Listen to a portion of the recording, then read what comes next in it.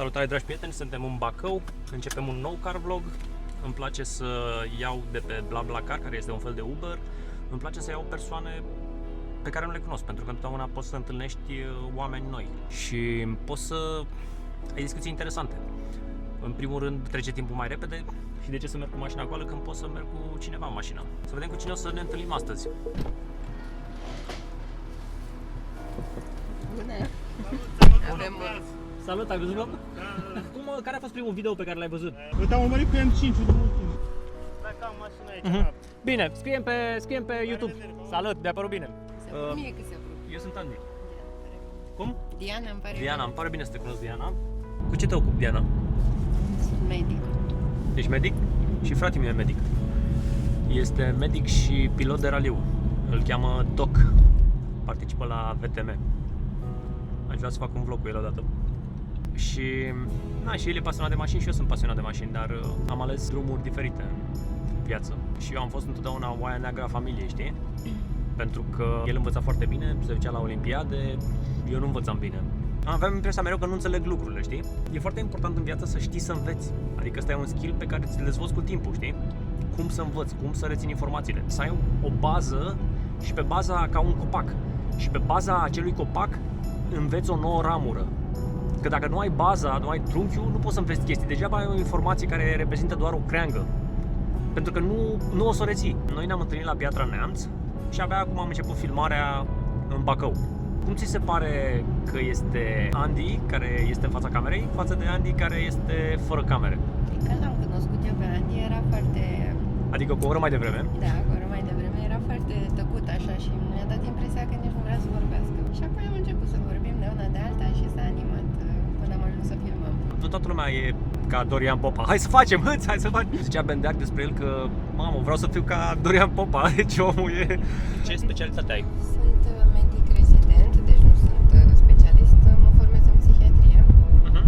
Care este diferența între psihiatrie și psihologie? Sunt multe diferențe, dar oricum, cea mai importantă este că psihiatrul se ocupă de cazurile cele mai grave, adică schizofrenie, deci depresii, urme, și ne folosim de tratament, de pastiluțe, cum zicem, da? Da. Pe când psihologul se folosește de discuții, de psihologie, da? Care e altceva față de pastile. Noi integrăm psihologia în practica de zi cu zi, dar sunt cazuri unde este nevoie de medicație, nu putem doar să discutăm. De asta zicem, nu neglijați depresia, că lasă, că-i trece sau că omul acela nu mai are resursele necesare să lupte cu depresia și de asta are nevoie de niște pastile în general. Depresiile urâte. Văd în unele comentarii, bine, se întâmplă cam 2%. Am discutat cu foarte mulți oameni și cam 2% din comentarii sunt foarte negative, indiferent de ceea ce faci. Eu mă gândesc că oamenii ăia s-ar putea să aibă niște tulburări în momentul când tu ai un content care 90% e ok, da?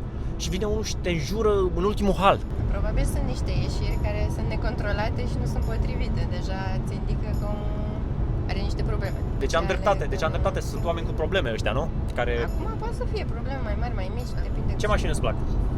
Îmi plac mașinile rapide și comode, gen acestea, e normal să cauți conforturi și rapid și plăcut. Când eram mică m-am plimbat cu Porsche-uri și poate mi-a rămas... Îți plac Porsche-urile? Da. Eu am învățat pe propria mea piele că lucrurile materiale nu te satisfac decât până te plictisești de ele. Și atunci nu sunt disperat să fac mai mulți bani. Pentru că consider că mai mulți bani nu mi-ar aduce un plus de fericire în viața mea. Pentru că știu că dacă aș face de 2 ori mai mulți bani, n-aș fi nici măcar cu 5% mai fericit. Da, sunt de acord. Dar acum gândește tu dacă ne mai avea deloc bani, cum ar fi? Că ai muncit pentru... Sunt convins că am fost acolo, eu am pornit de jos și toți banii i-am făcut singur, nu mi-au căzut din cer. Și atunci știu cum e să muncești pentru fiecare ban. Nu vrei să pleci din țară? Am fost plecat de foarte multe ori. Să te muți. Nu, pentru că îmi place foarte mult România. Și mai e un alt aspect pentru care îmi place foarte mult România. Cu câteva mii de euro pe lună duci o viață mult mai bună pe care ai duce eu, de exemplu, în Florida sau în Miami cu $10.000 pe lună. Adică cred că viața mea e mai frumoasă aici. Îmi place să gândesc liber și să trăiesc liber. Și deși îmi pun centura de absolut fiecare dată când merg cu mașina, nu-mi place că există o lege care să mă oblige pe mine să-mi pun centura. Înțelegi? Pentru că, hai să dau un exemplu. Fiecare stat din America își face singur legile, da? Fiecare stat are o deviză. New Hampshire este live free or die. Și acolo nici măcar nu ești obligat să spui casca când te dai cu motorul. Adică îți dai seama, eu mi-aș pune întotdeauna casca. Dar numai faptul că nu ești obligat, mi se pare foarte ok. Pentru că dacă tu vrei să faci chestia asta și ești conștient de riscuri, ar trebui să poți să o faci. E mai nasol că foarte mulți sunt proști și nu sunt conștienți de riscuri. Și atunci ai nevoie de o lege care să îi protejeze pe ăia proști. Exact, dar vezi tu că e ok. Deci, fiate, legile sunt ok pentru oamenii needucați, dar pentru oamenii educați care vor să-și asume riscuri, pentru ei nu sunt ok legile astea. O să ne spui cum ai început sau asta ai spus? Cum ai început car vlogurile? Aveam eu o mașină foarte puternică, de 500 de cai, un M5, și l-am plimbat pe un prieten, știi? Pe un vecin de scară. Dar l-am plimbat puternic, adică mașina era... Te simțeai ca într-o mașină de raliu cu ea, știi?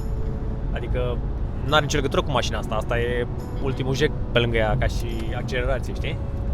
Și chestia a fost dată la ProTV. Dar a fost atât de mișto reacția lui și felul cum transmitea emoțiile audienței, știi? Subscriberilor. Și am avut sute de oameni care îmi ziceau: băi, mă uit la filmul ăla și mă bucurește râsul și de acolo te știu. Foarte mulți mă știu de acolo, știi? Acum câteva luni am primit un comentariu de la cineva: bă, apucă-te, mă, Andy, de car vlog-uri, lasă prostiile astea cu dronele, că nu vrem. Și eu zic: băi, ok, o să mă apuc de car vlog dacă mi-iau un Lamborghini la vară, știi? Că vreau să-mi iau un Lamborghini sau un Ferrari vara asta, știi? După aia ce m-a determinat a fost faptul că am văzut câțiva vloggeri români care fac car vlog cu mașini mai slabe, știi? Și au peste 100.000 de abonați. Și zic: bă, dacă oamenii ăștia care filmează cu telefonul și cu mașini au 100.000 de abonați, de ce n-aș putea să fac și eu chestia asta? Bine, și după aia faza cu monedele, că oamenii au început să trăie informații despre criptomonedă și așa mai departe. Specia umană se deosebește foarte mult de alte specii printr-o abilitate care se numește abilitatea de a distinge pattern-uri, tipare. O caracteristică umană este confirmation bias.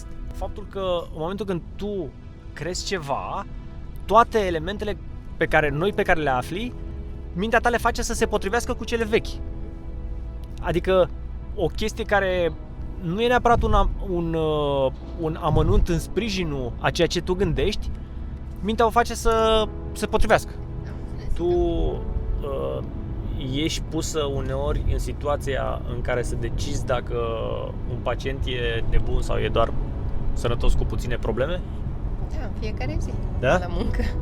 Și cum faci asta? Practic analizăm tot felul de atribuții ale minții, adică percepția, dacă vede lucruri, dacă aude lucruri deosebite. Și crezi că ai putea să faci chestia asta și cu mine? Un examen psihiatric? Da, dacă nu te deranjează. Adică o să iasă în 80% normal acum. Ok, și eu sper să ies normal. Doamne ferește, sper că nu sunt nebun. Nu-i mare lucru, adică începem de la mare, gen aspectul. Dacă e îngrijit, dacă te-ai bărberit, dacă... Exemplu, nu m-am bărberit și nu sunt îngrijit, dar pot să spun de ce. Adică am o explicație pentru asta. Faptul că eu vineri când am plecat direct de la birou și atunci n-am mai trecut pe acasă să-mi iau haine și a trebuit să împrumut un tricou și de-aia am tricoul ăsta pe mine. Înțelegi? Da, adică întrebăm de obicei vă lăsați barbă sau nu. Plus că sunt și alte elemente. De obicei îmi las barbă pentru că... Da, de obicei îmi las barbă pentru că nu-mi place să mă radă fiecare zi și nu trebuie să mă prezint în fiecare zi să fiu fresh în fața clienților. Dar consider că altele sunt chestiile care contează foarte mult legate de îngrijire, să ai unghiile făcute. Da, asta vreau să zic următorul lucru. Da, eu știu că femeile, și nu numai tu ca medic, dar femeile în general se uită la mâini pentru că cu ele sunt atinse. Unghiile să nu miroși, să nu... Da, normal. Să fii spălat, să n-ai pete pe haine. Exact, să te speli pe dinți, să nu miroasă cura, toate chestiile care țin de igienă și de... Nu suport oamenii cărora le miroase gura, știi? Nu suport. Și chestia asta este cauzată în primul rând de bacteriile dintre dinți. De asta, dacă vrei să nu-ți miroase gura, cel mai bun sfat este să-ți iei o periuță care este interdentară, știi? Adică degeaba te speli pe dinți dacă nu te speli printre dinți.